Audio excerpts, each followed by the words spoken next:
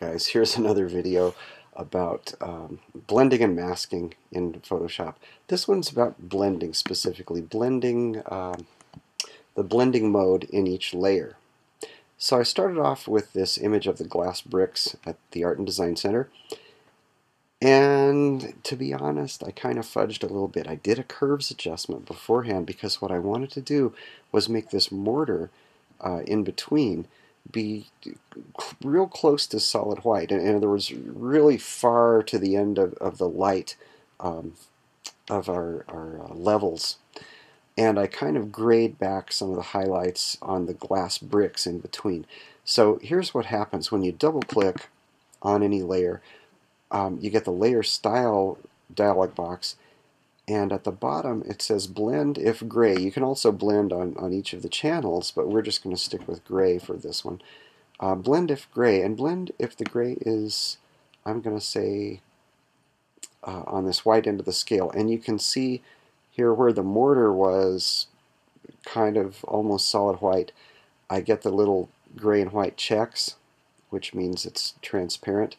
Let me cancel out of here because I put a kind of layer of just magenta underneath. Whoa, just solid magenta, so that we can see real easily where that blend is. Now, if you've got the luxury of an image that has a very light area that you'd like to blend out, or a very dark area, then this blending slider thing can work great. You know, like if you've got an image that you took of a neon sign at night, you want to blend out the very dark background of it, or a fireworks picture or something like that. This works great. Or same here, if you've got a very light area that you want to blend out. So I'll double click on that glass layer and just pull that white slider back, and you can see very quickly that magenta shows through in the areas that are light. And if I pull it back some more, I start getting, there they are, the other highlights, which in this case I don't want. I just want the mortar to kind of show through as something else. We don't know what. And I'll click OK. And let's say we put another image behind there. I've got this image of the good old bricks from that last video. Let's say for whatever reason I want that to show through, which in this case doesn't make a whole lot of sense, but there it is. And you can imagine probably with some of your photos some things that you would like to show through that would make sense. This would be one way to do it. So now let's see, I've got my glass, I've got the mortar showing through, and I've got also the good old image of the tree. And here it is. I've got it pulled back to a 39% fill. There it is at full strength, of course, the good old tree. And we've got the glass bricks, I've got the tree, I've got the mask, got some color in the background. Now the tree is showing through right now. That's not masked. What I did, I put another glass layer of the glass image over top of that. Oops. There it is, except I've got another blending layer here. This time I'm blending if things are darker than they should be. So what I've got is just the white from those glass, from the mortar in between the glass bricks, and I've blended out all of the rest of the image. So that lets the tree show through, and it leaves the white over top of the tree where the mortar is in between the glass bricks. And so that's what I get with this image. Now it's not bad. Well, here I'll pull back on the fill of the tree because it's a little strong right now.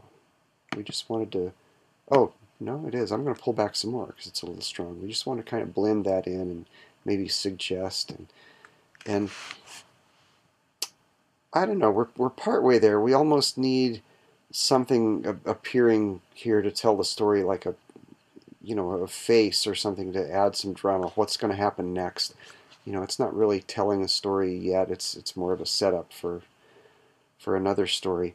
And sometimes you get excited about wanting to fill things in, and you just start layering things, and this tells almost even less of a story. I don't know what's going on here. We got the glass bricks, the tree, the mortar. Um, in the 80s, they had the Rod Stewart song, "Every Picture Tells a Story," don't it? Or was it 70s? I don't know what. This one doesn't. This one doesn't tell such a story yet. Um, but it was okay to demo some of these techniques. Hopefully you can discern for yourself which of these techniques will help you tell your story. So that's the blending sliders. You just double click on any layer and you can blend the darks and dark grays away like that. Or you can blend the white tones away and the light grays away. Now if you decide that this is too stark of a contrast line right here, then you can option click on that slider and spread that out a little bit, feather, if you will, the edge of that blending. Oops, now I'm starting to get into the highlights on the bricks there. There we go, pull back a little bit. So that's got this mortar edge feathered about as much as we can. So that's our blending slider. Thanks.